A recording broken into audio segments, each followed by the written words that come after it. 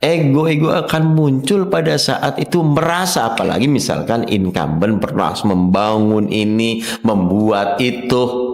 Nah, pada saat pilkada kemarin misalkan tidak beruntung, nah ternyata kebijakan yang kemarin-kemarin dihapuskan, bahkan dibongkar.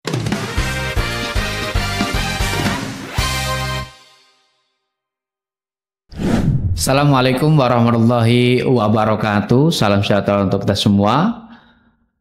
Sahabat Bawaslu Indramayu Podcast dimanapun Anda berada, pada hari ini kita bertemu kembali di podcast sesi selanjutnya. Sahabat Bawaslu semuanya, bulan Ramadan merupakan bulan penuh ampunan, bulan penuh rahmat dan maghfirah yang ditunggu-tunggu oleh seluruh umat Islam dimanapun berada.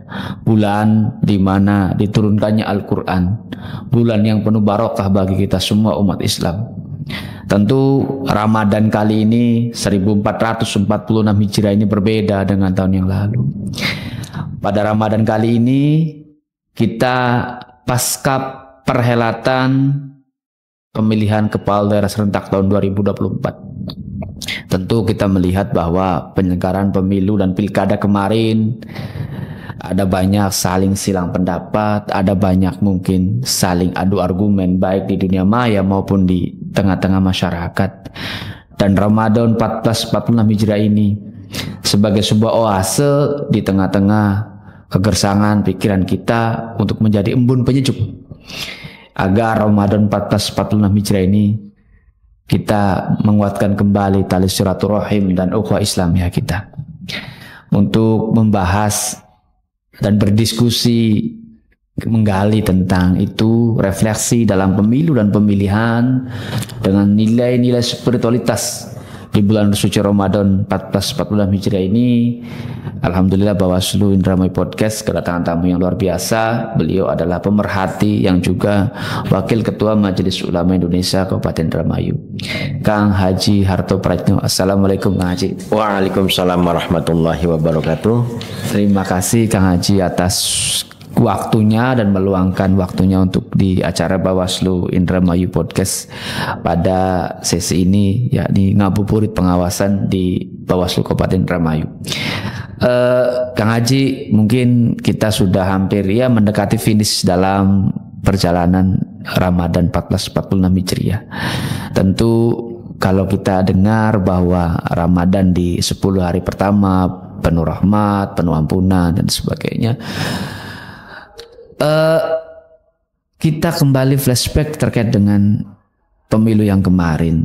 Adalah pemilu yang dimana kita mendapatkan pemimpin baik dari gubernur dan wakil gubernur, bupati dan wakil bupati yang alhamdulillah dilantik kemarin. Tetapi refleksi Ramadan 1446 Hijriah ini adalah pertanyaannya bahwa sejauh mana nilai-nilai demokrasi itu dalam perspektif Islam. Artinya kalau kita berbicara demokrasi, berbicara tentang pemilihan, tentu tidak lepas dari proses di mana kita saling berlomba-lomba untuk mencari pemimpin. Nah, perspektif Islam terkait demokrasi itu mungkin Kang Haji seperti apa? Baik, terima kasih. Assalamualaikum warahmatullahi wabarakatuh. Waalaikumsalam. Buat pemirsa juga teman-teman Bawaslu yang ada di Kabupaten Indramayu, dari mulai kecamatan sampai ke desa. Pada kesempatan ini kita sebuah diskusi di mana refleksi bagaimana sih nilai-nilai daripada demokrasi. Iya. Tentunya demokrasi di sini demokrasi Islam yang ada di Kabupaten Indramayu yang kita kaitkan dengan pilkada kemarin. Dalam hal ini Islam tidak tabu dengan kaitannya dengan demokrasi. Namun demokrasi seperti apa, agama yang menuntun kita itu supaya sekiranya baik, sekiranya tidak melenceng dari rule Islam. Tentunya yang pertama bagaimana kita ini berkeadilan. Berkeadilan di sini sesuai dengan porsi daripada kita, baik penyelenggara maupun peserta kontestasi. Nah, yang kedua, kita ini ada sebuah kebersamaan di dalam demokrasi Islam. Itu kebersamaan seperti apa? Artinya ada sebuah komitmen di mana bukan saja penyelenggara, tetapi juga kita sebagai peserta kontestasi dengan yang lain itu bagaimana membangun komitmen. Kalau bahasa sekarang itu siap menang juga siap kalah. Dan kita menerima konsekuensi daripada apapun yang terjadi manakala perhelatan itu kita mulai. Itu yang kedua. Dan yang ketiga, Islam juga mengajarkan bahwasanya janganlah kita bercerai-berai hanya faktor perbedaan. Artinya perbedaan yang seperti apa? Tentunya perbedaan politik, perbedaan pandangan, perbedaan yang dimana satu sama lain yang berbeda visi misinya, juga berbeda cara kampanyenya, berbeda cara pendekatannya, berbeda bagaimana beliau meyakinkan masyarakat agar bisa tentunya memilih apa yang dia inginkan. Jadi itu pandangan saya kalau tentang kaitannya demokrasi. Nah, Kang Haji, tentunya ya mungkin kita tidak menafikan bahwa setiap perhelatan pilkada tentu ada silang pendapat yang berbeda.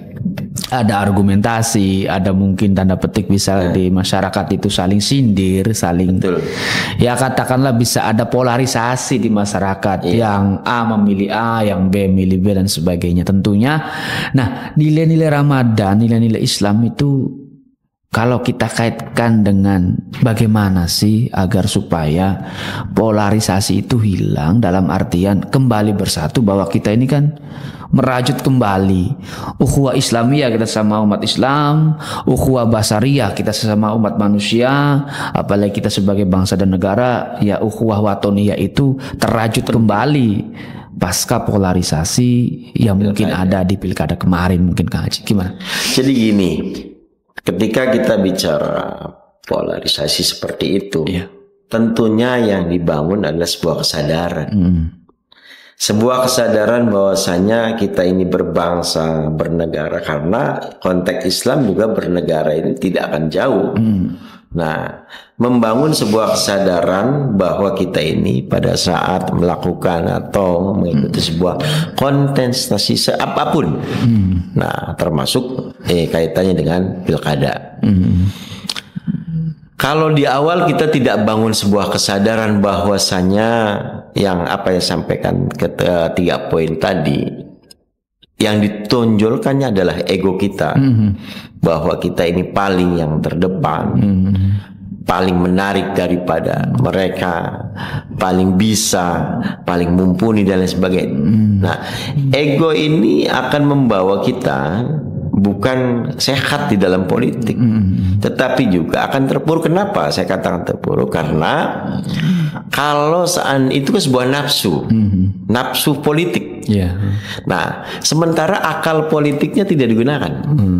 Kalau misalkan nafsu politik itu sebagai panglima di dalam konstitusi akan bermasalah. Tetapi kalau seandainya akal politik kita dijadikan sebuah pandangan, sebuah pegangan, jadi sebuah pandangan, sebuah pegangan, maka kita akan membawa nafsu politik.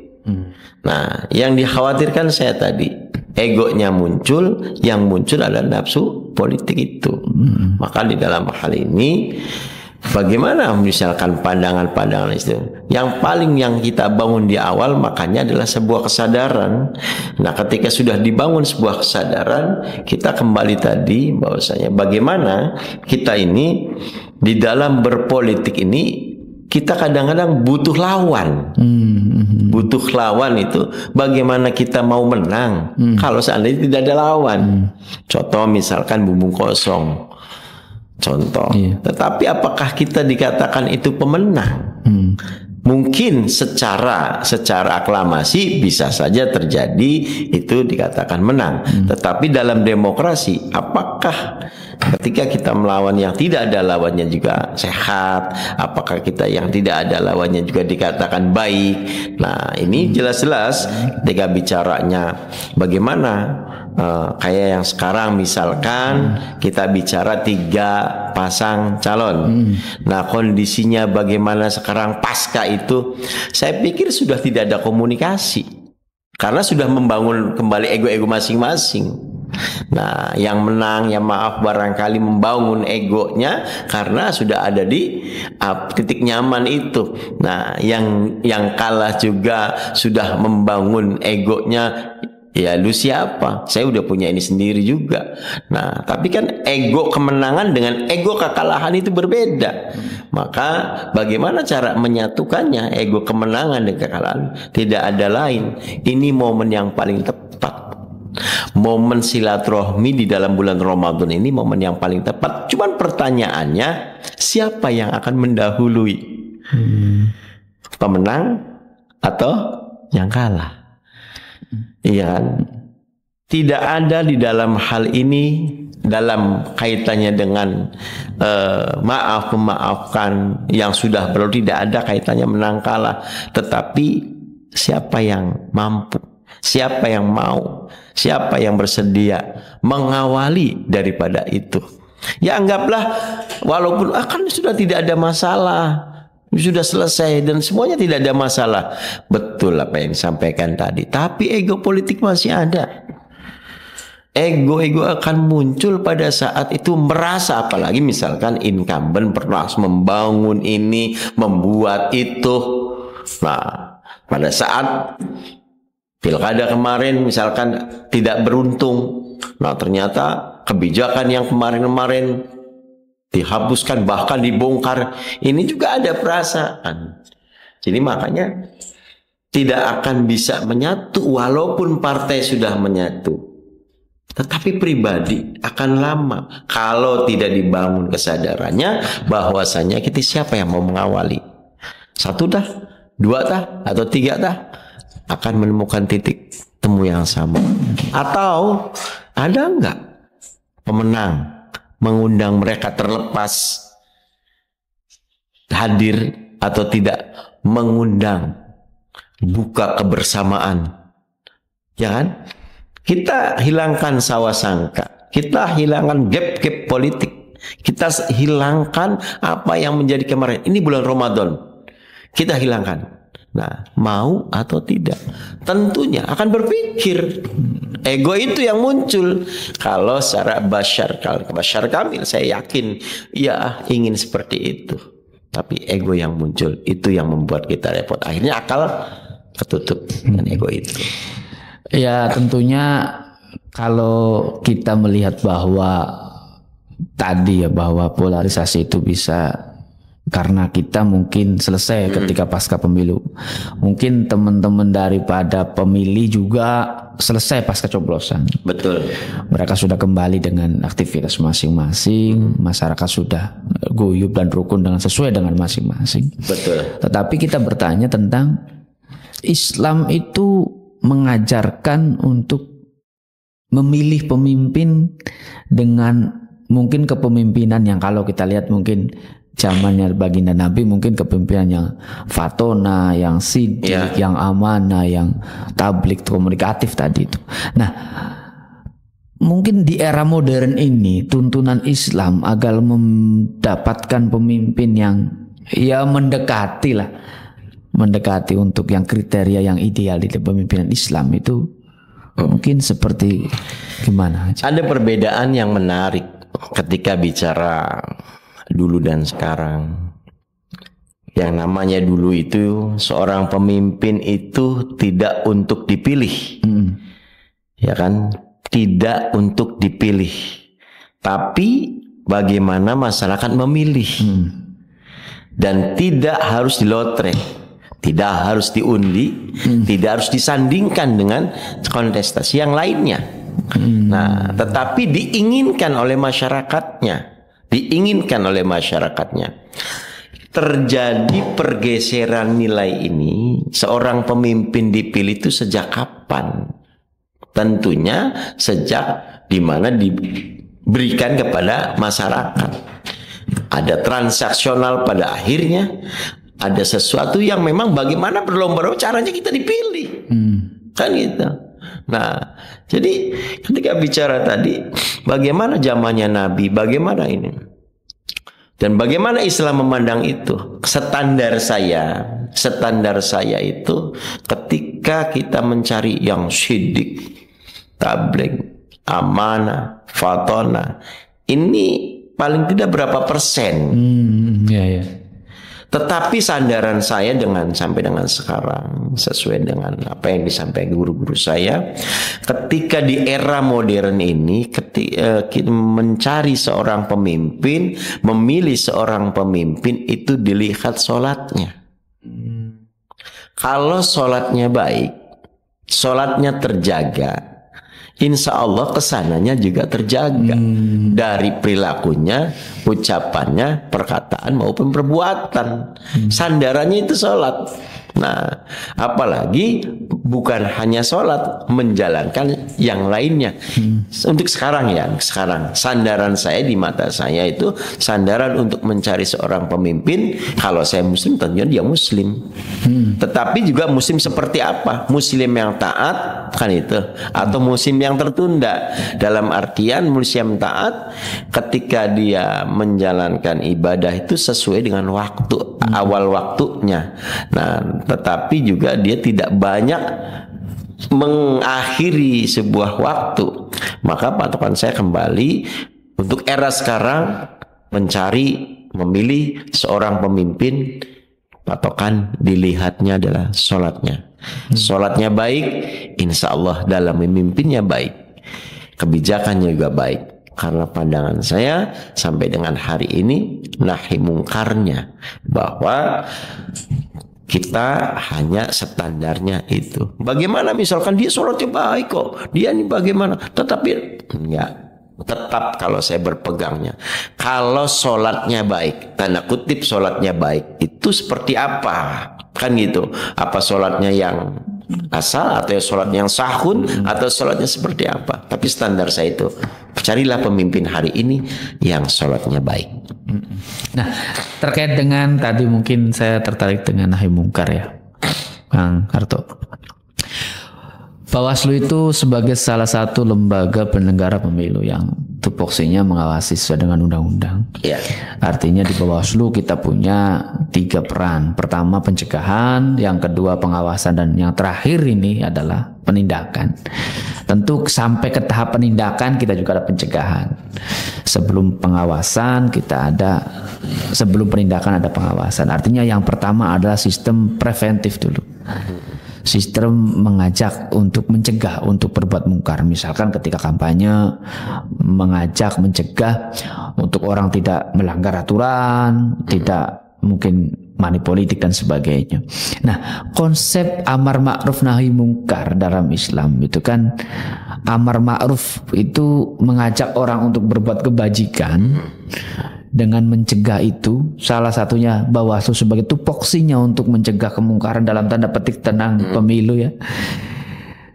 Dengan ikhtiar akhir adalah kita berlomba-lomba ini semua dari stakeholder, baik dari teman-teman penyelenggara, dari kontestasi, adalah ya fastabiqul khairat lah, untuk berlomba-lomba untuk kebaikan. Nah, konteks Bawaslu sebagai untuk mencegah, terus untuk mengawasi, itu kan amar ma'ruf nahi mungkar. Mungkin Pak Haji melihatnya seperti apa? Kita semuanya kembali kepada innamal a'malu binniyat kita. Pada saat kita didudukan jadi seseorang yang diberikan amanah, diberikan mandat, diberikan tanggung jawab, ada di mana? Konteks dalam hal ini ketika kita diberikannya tanggung jawab, amanahnya di Bawaslu, tentunya Bawaslu sudah punya rambu-rambu tersendiri yang terkait dengan undang-undangnya, tata aturannya, dan seperti apa.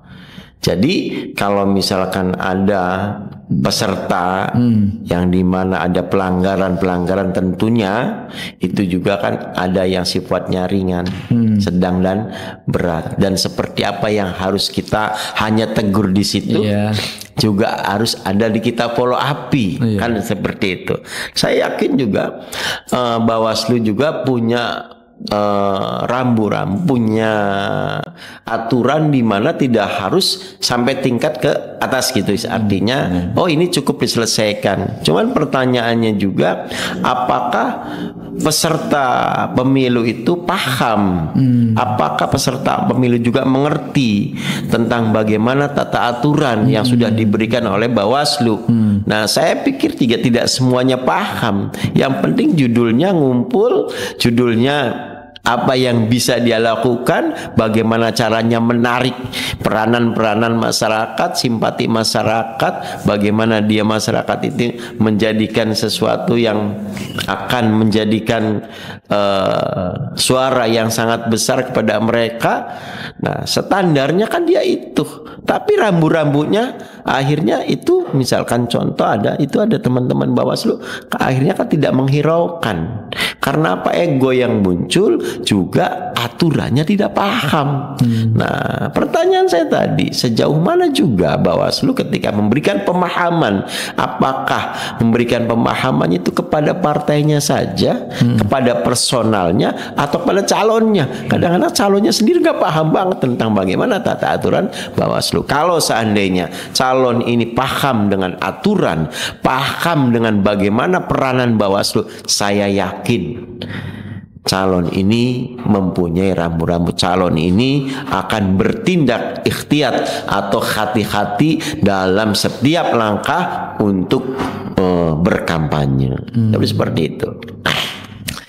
Ya, tentunya kan dari sisi pengawasan kita juga dibantu lah dengan istilahnya pengawas partisipatif, Kang Haji. Artinya dengan keterbatasan Bawaslu, mata Bawaslu, ya mungkin ketika di desa cuma 1, di kecamatan cuma 3 gitu kan, di satu TPS cuma 1 orang, sedangkan masyarakat juga banyak. Tentu peran publik dalam ikut mengawasi juga kita butuhkan. Nah, kalau berbicara peran publik, mungkin saya lebih tertarik dengan peran daripada teman-teman dari ulama gitu, dari kiai, dari para alim, mubaligh, dai gitu ya, untuk sama-sama menguatkan Bawaslu dalam artian ikut serta untuk mengajak kebaikan tadi lah. Betul. Amar ma'ruf nahi mungkar tadi. Artinya di luar sistem atau undang-undang normatif, undang-undang yang positif, hukum positif tadi, tapi ada nilai-nilai agama yang dimunculkan. Misalkan, oh ini nggak boleh kalau kamu menyuap ini nanti, ya tadi gitu kan, mungkin dalilnya keluar dari, oh ar-rosifil murtasifina dan sebagainya. Dai itu memberikan advice. Mungkin kadang-kadang orang takutnya mungkin dengan, oh nanti kalau masuk neraka ini kalau seperti ini. Nah, itu masih ada sisi ketika orang mungkin lebih nurut ke kiai, ke ulama, ketimbang dengan penyelenggara ketika memberikan undang-undang bla bla bla bla gitu. Pakai seperti apa? Ada dakwah bilisan, ada dakwah bilhal. Kadang-kadang kita ini dakwanya bilisan, kalah dengan bilhal. Bilhal itu seperti apa? Tanda tangan bupati, bilhal. Saya ngomong pakai kerudung, baca Quran dulu sebelum melakukan aktivitas. Itu sedikit berapa persen mereka itu mengikuti. Tapi kalau bahasanya tanda tangan bupati sifatnya instruksi, selesai. Artinya apa? Kita ini jauh-jauh hari sebelum adanya kontestasi politik, kita kenal juga kalau dalam kenegaraan itu namanya gratifikasi. Nah, bagaimana? Kita sudah sering menjelaskan yang nyuap, yang disuap, saya tidak bisa mengatakan masuk neraka. Karena mereka beriman. Nah, tetapi yang nyuap dan yang disuap sama-sama kejahatan. Artinya apa? persoalan ketika kita ini disuap, yang mengawali, apakah di awal kita minta? Juga tidak bisa disalahkan. Apakah pada perjalanannya kita ini ada transaksional? Pun tidak. Awalnya sebuah penghargaan. Awalnya sebuah penghargaan, di mana penghargaan itu diberikan kepada seseorang yang mempunyai keinginan. Mungkin keinginannya keinginan politik, keinginan sebuah sahabat bagaimana dia caranya memilih, maka dikasih iming-iming. Nah, standarnya dia itu kadang-kadang ya maaf, ada Bawaslu nggak? Ya kan itu, ada petugas nggak? Nah, jadi sama sekali yang ditakutkan mereka itu bukan persoalan hablum minallahnya dengan dianya, tetapi yang ditakutkan hablum minannasnya ini. Hubungan antara manusianya ini ada Bawaslu tidak. Nah, kalau standar kita sudah memberikan awas, hati-hati, yang menyuap dan yang disuap itu sama-sama kejahatan. Nah, sama-sama terlepas masuk neraka atau tidak, yang jelas itu tidak boleh dan Allah tidak suka dengan orang-orang seperti itu. Karena selama ini sandaran orang disuap itu seperti apa sih? Standarnya tuh orang yang, nah apa, jangan-jangan suka sama suka. Dan juga pada akhirnya hukumnya seperti apa? Sama halnya dengan gratifikasi. Kalau di dalam lembaran negara yang dimana gratifikasi itu merupakan sebuah kejahatan juga, pemberian sesuatu kepada seorang yang menginginkan jabatan-jabatan tertentu atau menguatkan peran-peran tertentu. Nah, dalam hal ini juga yang kaitannya tadi, kita di barisan Majelis Ulama Indonesia, terutama di Kabupaten Indramayu ini, pertama berfatwa untuk diri kita, tidak mau masuk dalam wilayah politik praktis. Yang kedua, tidak mendukung salah satu pasangan, baik dari partai manapun, karena independen. Nah, kita kalau ditanya independennya seperti apa nanti jauh. Yang penting kita independen. Tetapi kita bisa memilih. Kita tidak bisa menafikan seorang ulama ini dengan kedekatannya pasti akan menggiring. Iya kan? Pasti akan menggiring. Nah, terlepas itu semuanya, dikatakan dia itu membantu, dikatakan dia itu tim suksesnya. Kenapa sih tidak independen? Kenapa sih? Tadi faktornya faktor kepentingan. Faktor kepentingan, faktor keuntungan. Nah, yang terjadi seperti itu. Tapi kita yang jelas tidak bosan-bosannya dalam hal ini, bukan saja dalam membantu bagaimana peran-peran Bawaslu, tetapi juga kita ini sudah memberikan rambu-rambu, memberikan rambu-rambu kepada mereka bahwasanya yang namanya suap dan disuap itu kejahatan. Nah, tadi tidak bisa ngatakan yang suap dan yang disuap masuk neraka. Kan nggak bisa. Ini hanya saya bilang kejahatan. Konotasinya kalau sebuah kejahatan ya tentunya jelek. Nah, jadi seperti itu. Makanya suap itu datang dari siapa sih sebenarnya? Kan itu.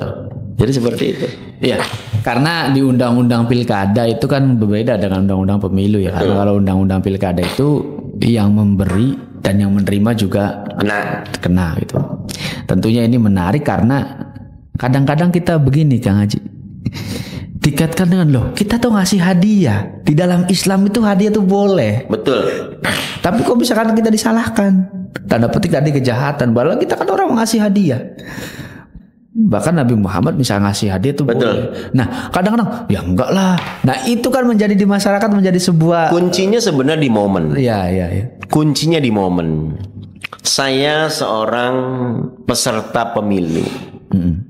Pada saat saya memberikan, misalkan memberikan transport, bahasanya amplop.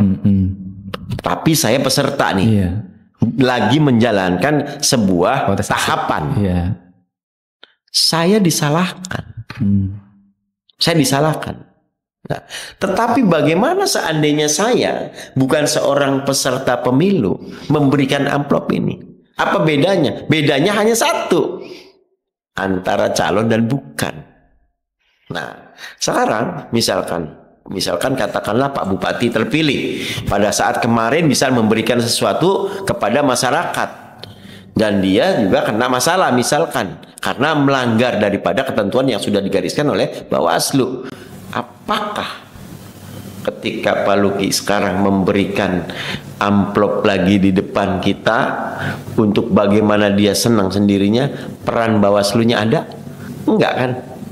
Karena ada masa, ada jeda di mana kapan Bawaslu itu melakukan actionnya dan kapan Bawaslu juga tidak melakukan actionnya. Jadi di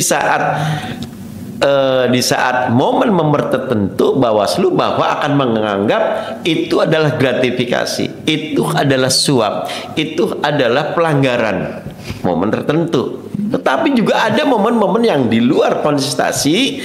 Saya yakin Bawaslu tidak akan mengatakan itu walaupun jelas-jelas di amplop misalkan gambarnya bupati, tulisannya bupati, karena udah bukan wilayahnya lagi, karena bukan masa gitu, bukan masanya. Nah, makanya peran Bawaslu itu tergantung kapan masanya Bawaslu melakukan sebuah, itu tuh pelanggaran. Ya sekarang Bawaslu misalkan kontestasi selesai, ada rubung-rubung, ada kumpul-kumpul, ada bupatinya di situ. Apakah Bawaslu ini pelanggaran? Kan nggak mungkin. Kalau sudah selesai diketawakan orang yang ada.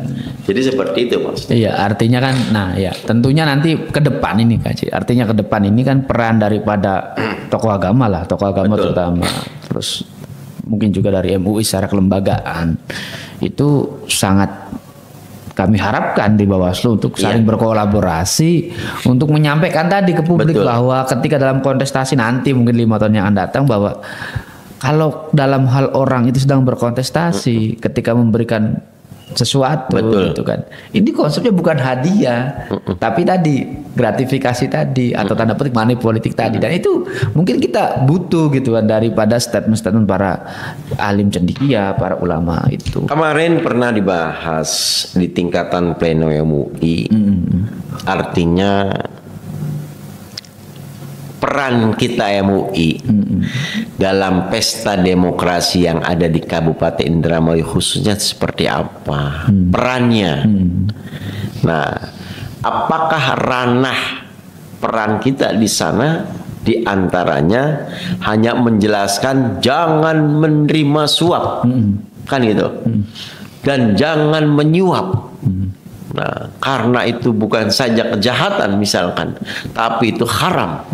Nah, sampai dengan hari ini fatwa yang dikeluarkan oleh MUI pusat bahwasanya yang menyuap, yang disuap kan gitu. Nah, haram misalkan.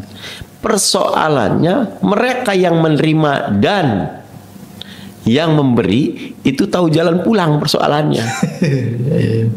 Artinya tahu pertobatannya. Nah, jadi ketika Bawaslu ke depan menggandeng MUI dalam hal ini, seharusnya tetapi di level mana kita ini menggandeng MUI, karena basis daripada Bawaslu itu bukan saja yang ada di darat, tetapi juga harus ada yang di laut. Nah, urusannya siapa ini? Ketika di masjid, maksud saya di basis jamaah di masjid, maka peran-peran ulama dibutuhkan. Tinggal bagaimana MUI berkolaborasi dengan Bawaslu sehingga Bawaslu apa yang diinginkan yang terkait dengan apakah hanya jangan suap menyuapnya saja, ya kan?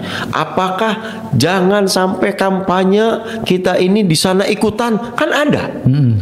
Di kelompok 1 ada ikut, di kelompok 2 juga ikut, di kelompok 3 juga ikut. Nah, itu pun terjadi. Apa itu hukumnya? Nah, kan bukan yang terjadi bukan hanya suap menyuapnya nih. Nah, ada lagi bagaimana kita ini kalau seandainya partai Kalau gitu, partai salah mencalonkan pemimpin misalkan, bagaimana juga hukumnya? Kalau kita bicara hukum, kan gitu. Nah, apakah salah? Apakah hanya sebagai konsekuensi politiknya kita tidak dapat dukungan dan lainnya?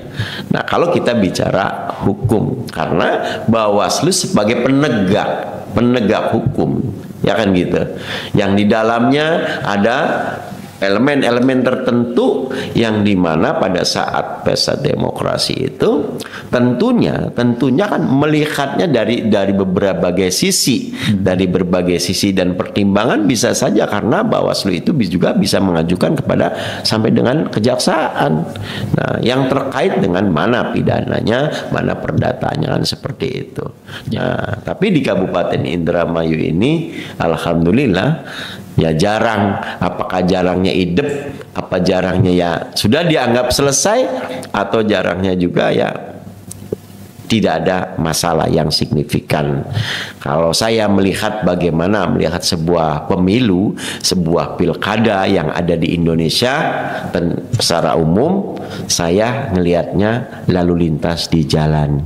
Kalau orang di jalannya sudah tertib, kalau orang di jalannya sudah pakai helm rapi, di lalu lintas di lampu merah juga tertib, maka pemilu pun, pilkada pun akan tertib.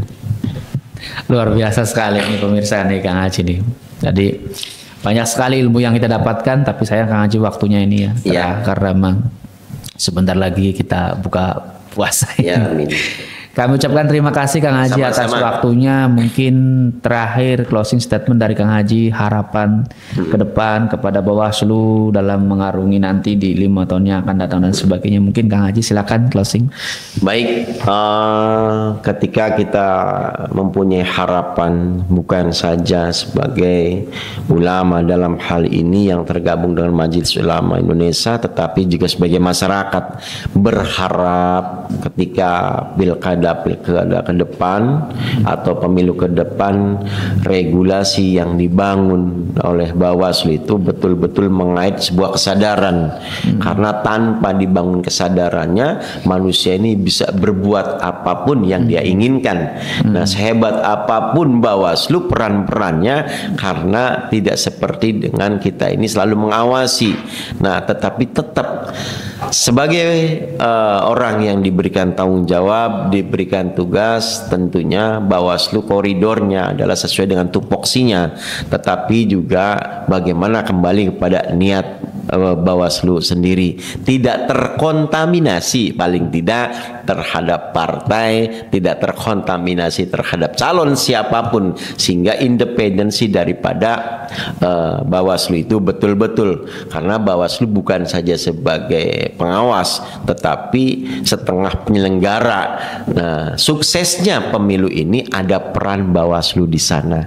Suksesnya pemilu ini ada peran teman-teman Bawaslu di sana. Karena apa? Karena kesuksesan sebuah pilkada atau sebuah pemilu itu bukan saja tidak ada masalah, tetapi juga sukses administrasinya. Barangkali seperti itu. Sahabat Bawaslu semua, demikianlah diskusi singkat dengan pemerhati pemilu yang juga Wakil Ketua Majelis Ulama Indonesia Kabupaten Indramayu, Kang Haji Harto Praitno. Sahabat Bawaslu semuanya, nuansa Ramadan yang 1446 Hijriah hari ini kita maknai sebagai sebuah momentum untuk kembali merajut tali silaturahmi, membangun ukhuwah Islamiyah, menciptakan kembali nilai-nilai ukhuwah basyariyah, dan sama anak bangsa kita eratkan kembali kebinekaan kita, yakni ukhuwah watoniyah kita. Tentunya dalam segala perhelatan pemilu dan pilkada ada riak kecil, ada saling silang pendapat, ada saling adu argumentasi dan opini, dapat diselesaikan dengan niat tulus untuk saling memaafkan. Kaidah usul fikih, tasarrufu al-imam ala ra'iyati man'utun bil maslahah.